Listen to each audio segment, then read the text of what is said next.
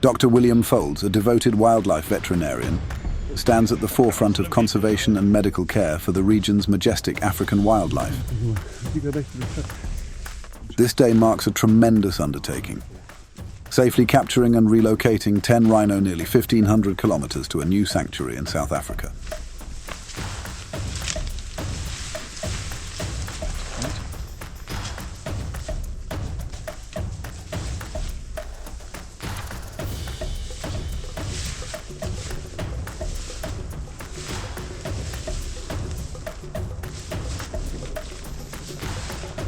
Other way around.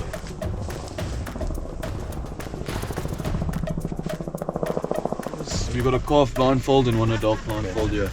But I'm not sure a multitude of dedicated individuals have coordinated tirelessly, securing necessary permits across various jurisdictions and mobilizing heavy equipment, including 2 trailers for transport.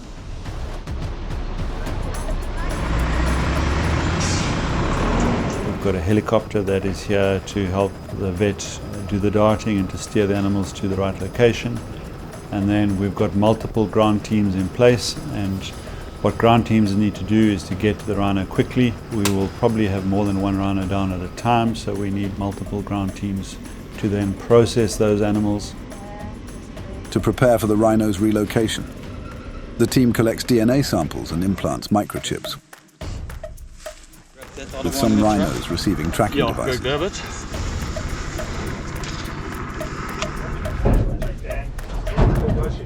The loading process demands careful coordination, strength, and precisely dosed sedatives to ensure the rhinos are safely immobilized, highlighting the meticulous planning and teamwork necessary for this delicate operation.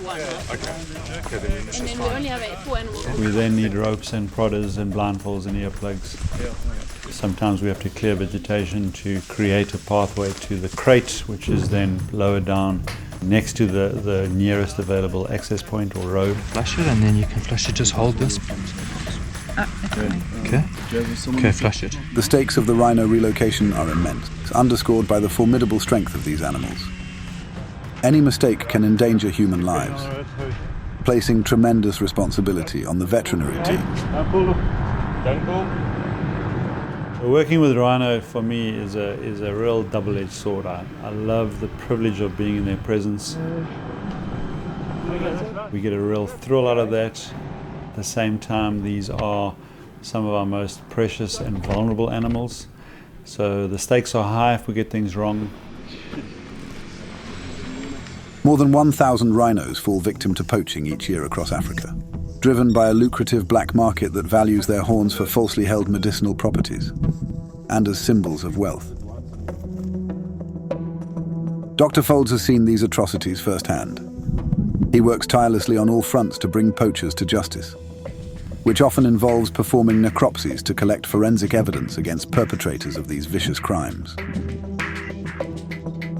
I have seen the horrendous brutality that we have put them under as humans. We've had to do extraordinary things, go to extraordinary measures now to ensure their safety and to ensure their longevity for future generations.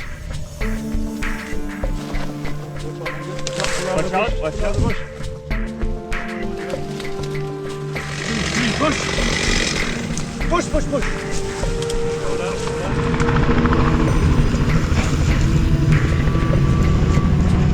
This many rhino, essentially on 2 vehicles, will be traveling through vulnerable areas, and it would be a poacher's dream to get a hold of this crash. The operation proceeds with 2 transport vehicles, each outfitted to carry up to 10 rhino crates, specially designed to safeguard the animals throughout their journey. A formidable security escort accompanies the convoy along its entire route, highlighting the significant threats faced by these vulnerable giants even during transit. This venture also stands out for its innovative approach to animal care, marking the first scientific evaluation of the effects of intravenous fluids on rhinos in transit and the real-time monitoring of their body temperatures.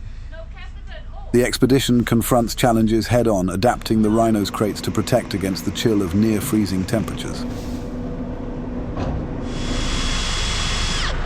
If it looks like any of them are getting too cold, we have brought some blankets, which is something that we've never tried before, but we've actually weighted these blankets so we can throw 1 or 2 blankets over these rhino to try and just limit the amount of heat that radiates off them in these cold crates. Oh, beautifully done. Your class. Despite meticulous preparation and care, unexpected challenges can arise. Care of the rhino. In efforts to maintain warmth, the team closes one of the roof hatches, reducing the crate space for a particular rhino. This, combined with its exceptionally long horn, leads to the horn breaking.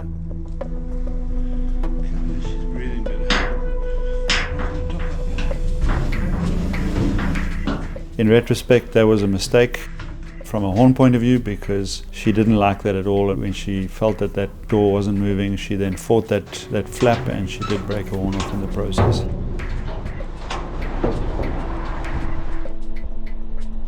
But as it turns out, her life is more important than that horn, and she will regrow another horn.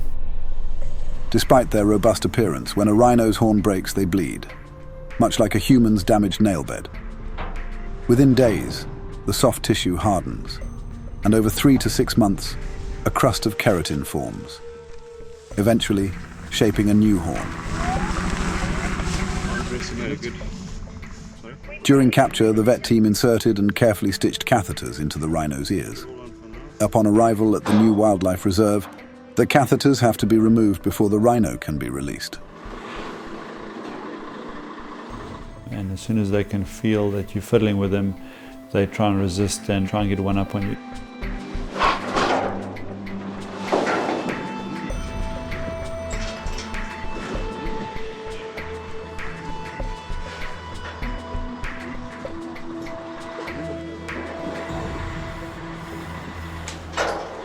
Now another team takes over for the reintroduction phase.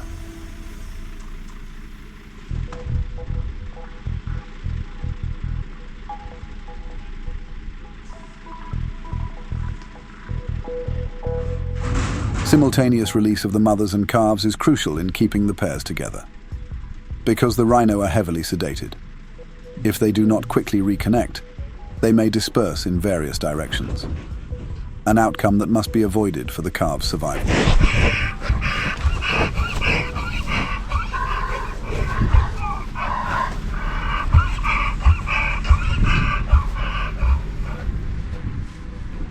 They start making these little squeaking noises and quite a lot of huffing and puffing that goes on, which is obviously a unique language between mother and calf. That is a really golden moment for us, because when they can hear each other, we know that they are both there together.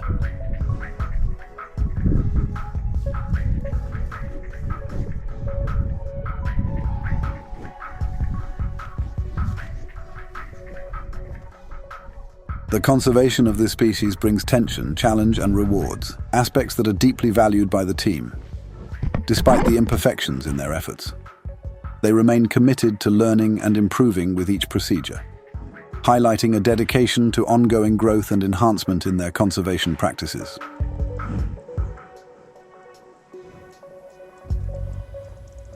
I have no doubt that these animals will be in a better place and will make a greater contribution to their species than where they've come from. I work with rhino, one, because they are just another one of this incredible diversity that I have the privilege of living in and being a custodian of. And from that perspective, you could say that they are no more special than any of the others, because they're all important, they're all living creatures, and they're all beautiful and magnificent in their own way.